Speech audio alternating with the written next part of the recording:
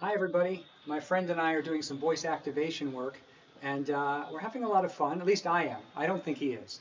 I'll show you what I mean. Uh, Knock knock. Who's there? Cantaloupe. Cantaloupe, who? Cantaloupe without a girl. Error, cantaloupe, and cantaloupe are different terms. As you can see, he's got a terrific sense of humor. Want to do another one? Negative.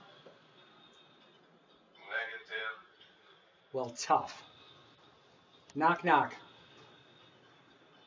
Who's there? Boo. Boo, boo. Well, you don't have to cry about it. Someone please deactivate me. He hates them. Uh, okay, so what it is obviously it's a back and forth where I'll say the prompt and he'll do his part, and then I do the punchline, which is hysterical no matter what you think, and then he has some sarcastic response, and I have a whole library of sarcastic things he can say after a punchline, and it's all in a randomizer. So some of them I've even forgotten that I put in there. But it's anyway, it's a lot of fun. And that's part of the reason I'm here today is to talk about how to have fun with this robot without the robot. But first I'm going to show you a clip, some video I found of myself in 1989. So take a look. I have this all set up so it talks when I use my Windows applications. Okay, let's say that I'm going to go into the games section. Okay, I play chess. do you hear that? Do you think you can hear that? We should come a little closer.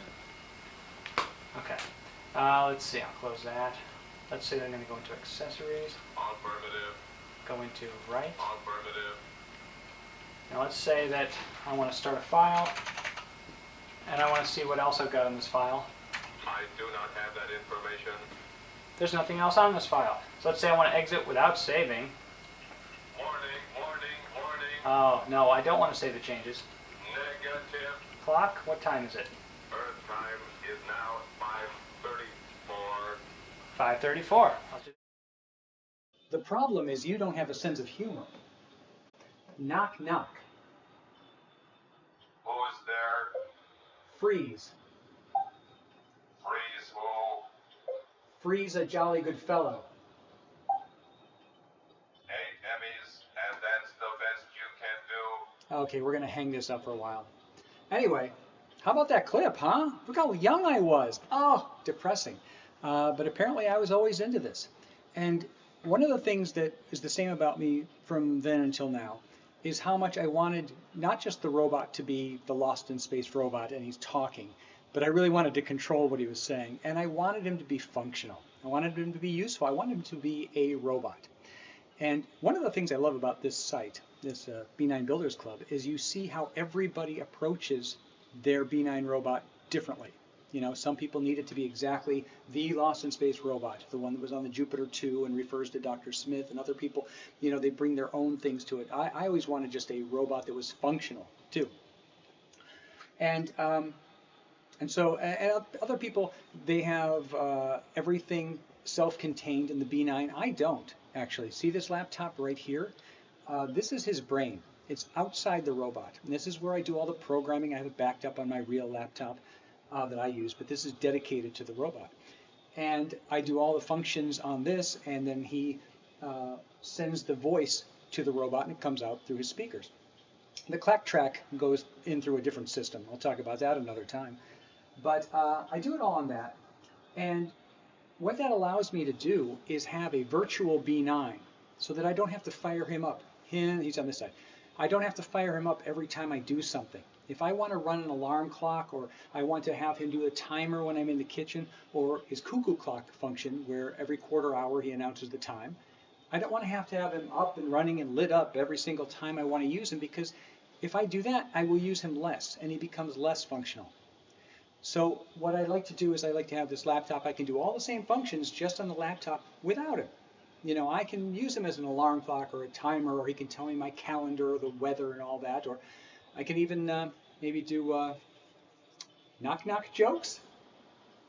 Please don't do that. Anyway, I'm going to shut him off, and then I'm going to show you what I mean.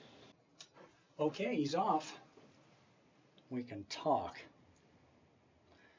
Anyway, as I was saying, when it's just me here alone, I rarely turn them on. There's not really a need to. It's mostly when people come over and they want to see the robots, and I fire him up and I run him through his paces, and they go ooh, and they go ah, and they go home, and they worry about me, and they call the authorities. But for the most part, he's pretty quiet. Most of my interaction with the robot is really with my virtual robot, which is becoming more and more like a benign version of Alexa. And it's very handy because I can just take it places. You know, like if I want to use it as an alarm for the morning and go to bed and set it, and then I wake up to the sound of the clack track and good morning Dan O'Shannon and all that, which is kind of fun. I just bring a laptop into there and turn it on. You know, I'm not going to have him come to the room. That would be terrifying. I mean, really. But again, he is very much like Alexa, and I'll just yell an instruction across a room and he'll follow it out, set a timer for when I'm cooking. I've talked about that before. And if I want that sort of ambient robot sound, I can have him run his own clack track separately from his voice files on two separate sound systems that don't conflict, like run clack track. There it is. All right. Oh, I can just, what time is it? The time is now 10:50 p.m. Mm-hmm. And I can have him read my calendar events, or all the stuff that you've seen me do already. But again, because it's so simple to use, I use it more, and it becomes more interactive, more like that robot I was trying to get back in 1989. Anyway, hey, thanks for watching. Take care.